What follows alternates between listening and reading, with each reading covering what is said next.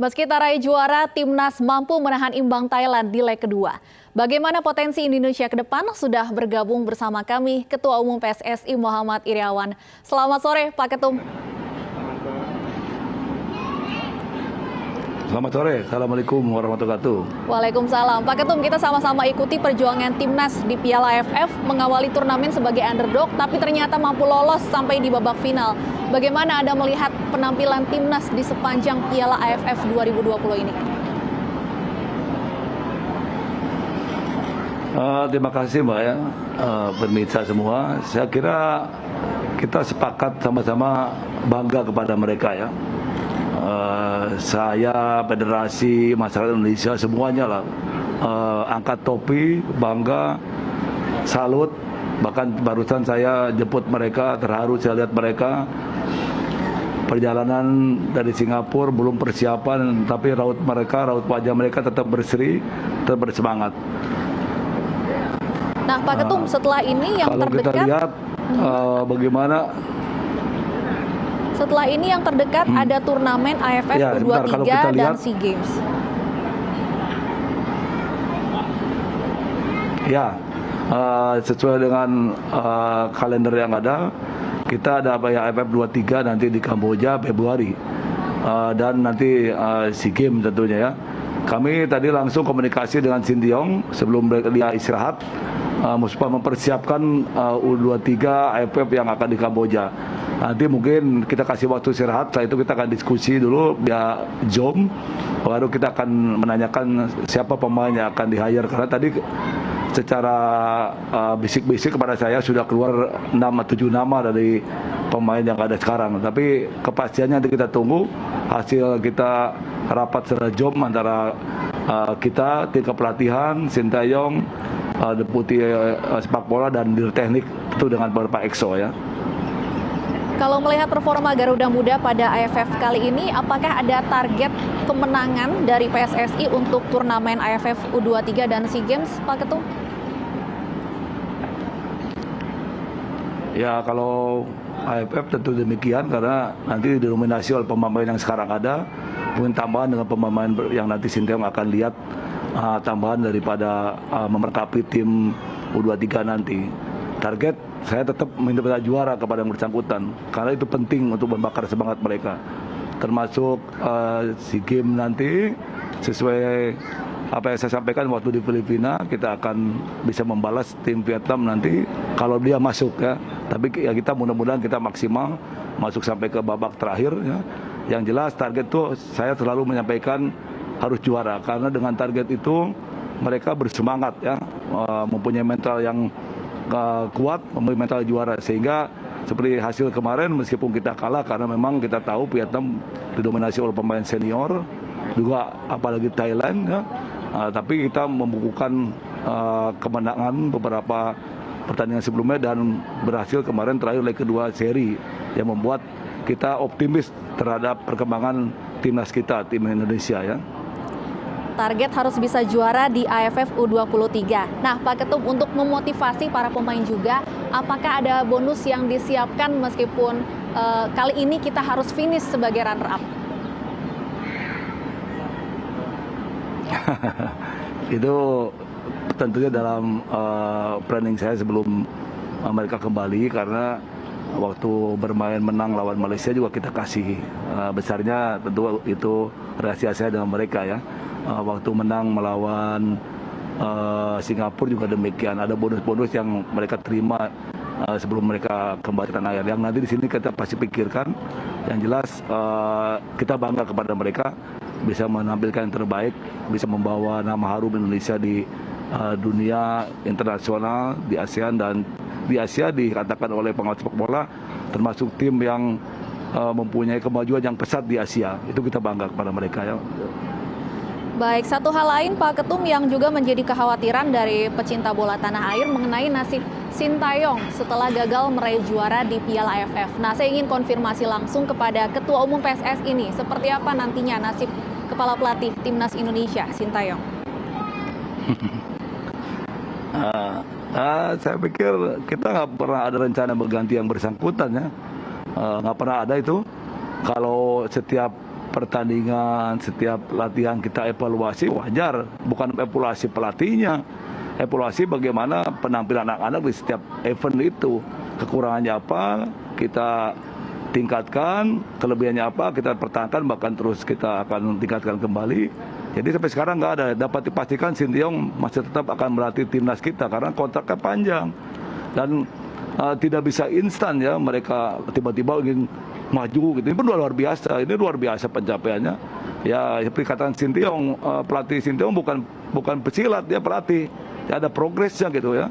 Yang sekarang dia siapkan anak-anak muda tentunya nanti akan menjadi generasi emas di 3-4 tahun ke belakang. Jadi sampai sekarang dapat dipastikan Sinteyong akan terus meng-hire timnas sesuai dengan kontrak kami kepada yang bersangkutan.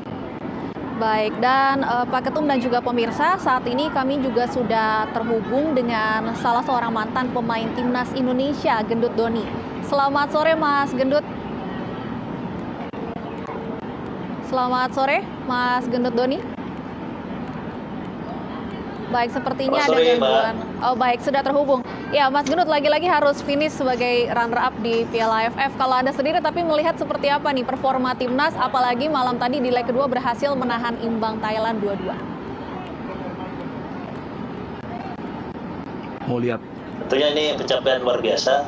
Sekali lagi selamat untuk timnas Indonesia. Meskipun kembali lagi kita harus menjadi yang kedua, tentunya progres yang luar biasa yang ditampilkan teman-teman timnas di leg kedua kemarin sangat boleh dibilang menjanjikan untuk kedepannya. Semoga tim AFF yang tahun ini didominasi banyak pemain muda untuk bisa dipertahankan, karena ini akan jadi kekuatan besar nanti di 2-3 tahun ke depan. Iya, Mas Gendut, dari sudut pandang sebagai seorang mantan pemain nih, ini kami juga saat ini masih terhubung dengan Ketua Umum PSSI, Pak Muhammad Iryawan. Apa mungkin saran yang Anda ingin sampaikan untuk harapan kita ke depannya supaya timnas Indonesia bisa lebih maksimal lagi dan bisa meraih juara seperti yang ditargetkan? Tentunya harus ada sinergi dari ex-coach timnas saat ini, tentunya Coach Sintayong. Pemain-pemain apa yang dibutuhkan di tim nasional, tentunya Coach Sintayong pasti berkoordinasi dengan pelatih-pelatih yang ada di liga.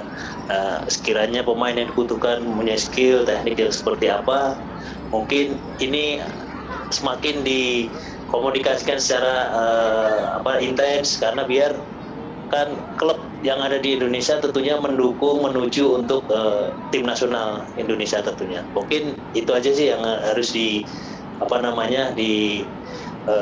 kerjasama yang luar biasa tentunya gitu loh, Pak. Baik, Antara langsung pelatih saja. nasional dengan ya. Langsung saja saya tanyakan ke Pak Ketum.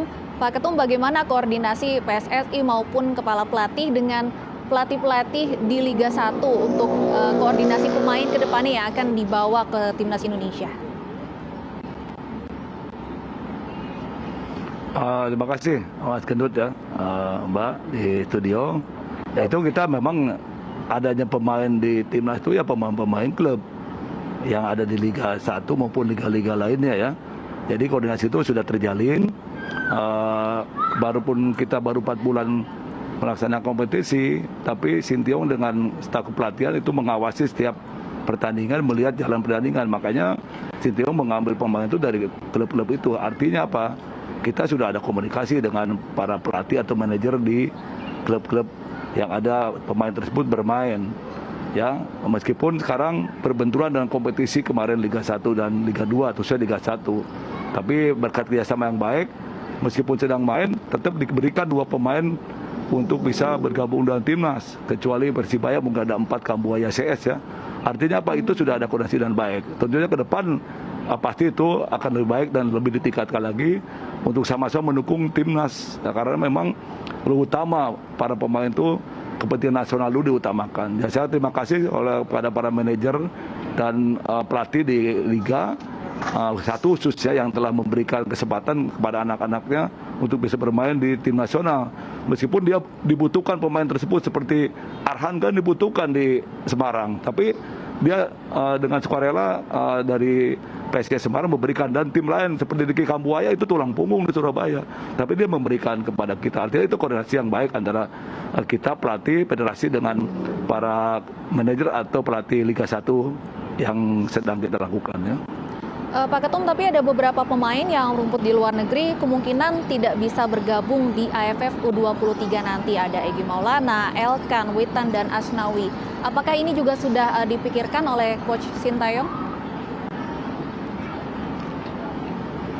Baru tadi kita komunikasi, itu yang sedang akan kita nanti carikan solusinya. Berpemain seperti Witan, Egy, Elkan, sama Asnawi yang itu pemain-pemain bagus ya. Mudah-mudahan kita ada komunikasi yang baik. Kalaupun tidak nanti tentu saya 1-2 hari nanti biar kasih istirahat dulu Sintayong. Kita akan diskusi ya dengan bersangkutan. Ada pengganti pemain lain yang menggantikan pemain tersebut. Nanti kita kabarin Mbak ya. Belum bisa dijawab sekarang Mbak. Baik, Mas Gendut Doni, kalau Anda sendiri melihatnya kemungkinan absennya Egy, Elkan, Witan, dan Asnawi dalam AFF U23 nanti akan berpengaruh besar tidak? Tentunya akan sedikit ada pengaruh Pak. Sejauh ini memang kita lihat mereka bermain pada posisi yang bagus-bagus ya. Seperti Egy kita lihat begitu main kemarin leg kedua bisa memasukkan ya. Elkan Bagot juga begitu main meskipun dia posisi defender, dia bisa membuat gol dengan sundulan kepalanya. Artinya cukup bagus sekali potensial. Oleh sebab itu nanti kita akan diskusikan apa berpengaruh kepada penampilan U23 nanti, kita tentunya akan bisa sampaikan setelah kita diskusi dengan Sintayong pada saat nanti Zoom meeting maupun setelah kehadiran nanti. Karena kami langsung meminta kepada yang bersangkutan Sintayong untuk mempersiapkan segera karena waktunya cukup mendesak. Bulan Februari tinggal praktis 1,5 bulan lagi lah kira-kira. Itu kita lakukan. Ya. Ya, Mas Gendut Doni ada tanggapan atau tambahan?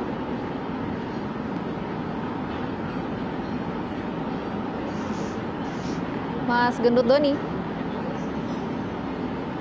Baik, sepertinya ada kendala komunikasi dengan Mas Gendut Doni. Saya kembali ke Pak Ketum. Baik, Pak Ketum, seberapa optimis kemudian kita harus berharap pada masa depan dari Timnas Indonesia yang sangat kita banggakan karena saat ini didominasi oleh pemain muda? Saya kira kita lebih optimis ya. Jangankan kita, pengamat bola di luar negeri pun mengatakan demikian. Ini akan menjadi pemain-pemain yang betul-betul bisa diandalkan dalam beberapa tahun ke depan. Karena mereka meskipun masih muda, mereka ditampilkan di ajang internasional. Ya, tidak mudah menyesuaikan mental mereka dengan situasi atmosfer yang bermain di luar negeri dengan begitu besar eventnya, itu tidak mudah. Sehingga dia dengan beberapa kali main nanti terus mereka akan menyesuaikan dan mereka menjadi pemain yang betul-betul dapat kita banggakan nanti dalam beberapa event ke depan tim nasional kita, baik nanti di 23, nanti dia banyak ke senior dan seterusnya. Dan memang sekali lagi butuh proses ya. Sekarang saya sampaikan tadi yang kita tidak disangka akan masuk final, ternyata kita masuk final. Orang lain dari negara-negara tetangga kita menyangka kita babak penyisihan sudah selesai di grup ya. Ternyata bisa mengalahkan Singapura, mengalahkan Malaysia yang dalam hal ini itu musuh bebuyutan Indonesia, biasa ramai sekali kalau lawan Malaysia. Nah, kita bisa melakukan itu, artinya kita sekali lagi memberikan apresiasi ke anak-anak ya. Saya yakin dalam 3-4 tahun ke depan kita akan mempunyai tim yang kuat ya, dengan dibarengi oleh pelatih yang bagus, kemudian mental yang kuat, kemudian disiplin yang tinggi, tentunya dengan fisik yang prima nanti pada anak-anak kita ya. Demikian Mbak. Baik, optimis untuk performa Timnas Indonesia ke depan. Terakhir saya ingin ke Mas Gendut. Tadi sudah disampaikan oleh Pak Ketum beberapa hal, menjaga fisik, kemudian mental dan sebagainya. Apalagi yang harus dijaga oleh Timnas Garuda Muda kita supaya bisa berprestasi dalam beberapa tahun ke depan? Ya, tentunya tetap Pak ya, setelah perhelatan ini tentunya nanti dia kan pasti kembali ke klubnya masing-masing, tentunya tetap harus menjaga kondisi, stamina, tentunya ini ketika nanti kembali untuk TC di kejuaraan-kejuaraan yang lain, pelatih dengan mudah bisa menjalankan instruksinya gitu. Baik, saya kembali ke Pak Ketum. Terakhir Pak Ketum, ada yang ingin disampaikan kepada para pecinta sepak bola Indonesia untuk terus mendukung tentunya Timnas Indonesia ke depannya? Terima kasih. Pertama, ucapan terima kasih apresiasi kepada pecinta sepak bola Indonesia, kepada supporter Indonesia dan seluruh rakyat Indonesia atas dukungan kepada timnas yang luar biasa. Ini menjadi penyemangat bagi anak-anak ya. Mohon ya berikan semangat terus, memberikan support agar mereka terus bisa maju untuk timnas kita ya. Sekali lagi mohon sabar karena proses harus berjalan ya. Proses harus berjalan, tidak bisa serta-merta dan instan. Kita sudah lihat proses ini sudah berjalan yang nantinya insya Allah kita bisa mempunyai timnas yang kuat. Sekali lagi dukung timnas Indonesia, berikan apresiasi mereka karena kita harus bangga kepada timnas kita ya. Biarkan kali ini Piala AFF belum dibawa pulang. Insya Allah pada waktunya piala tersebut akan direbut dan dibawa ke Indonesia. Terima kasih, Pak. Terus mendukung timnas Indonesia tentunya. Kalau terakhir dari Mas Gendut, harapan Anda mungkin singkat saja untuk timnas Indonesia?